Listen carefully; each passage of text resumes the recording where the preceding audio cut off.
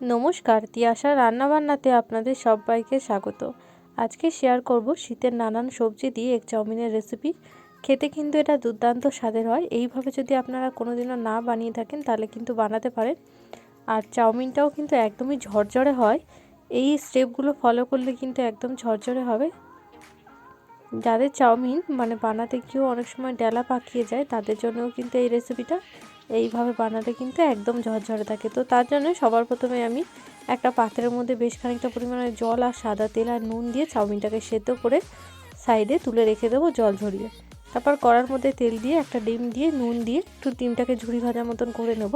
তারপর ডিমটাকে তুলে নেব। তারপর আবারও তেল দিয়ে দেবো পেঁয়াজ কোচানো।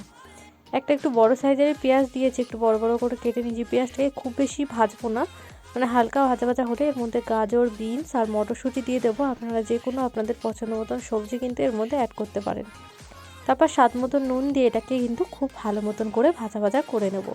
তারপর এর মধ্যে আমি দিয়ে দেবো জল ছড়িয়ে রাখা চাউমিনটা। এবার চাউমিনটা দিয়ে আবারও 3 থেকে 4 মিনিট মতন এটাকে হালকা একটু নাড়াচাড়া করব, যাতে সব সবজির সাথে চাউমিনটা কিন্তু খুব ভালো মতন করে মিশে যায়। আর এরপরে আমি দিয়ে দেবো কিন্তু ম্যাগি মশলা। ব্যাস, আমার চাউমিন কিন্তু একদম রেডি।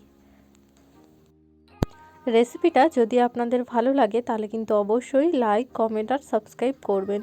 আর এভাবেই আমার পাশে থাকার অনুরোধ রইল আপনাদের সকলকে। আবার নতুন নতুন ভিডিও দেখার জন্য কিন্তু আমার চ্যানেলটা সাবস্ক্রাইব করবেন।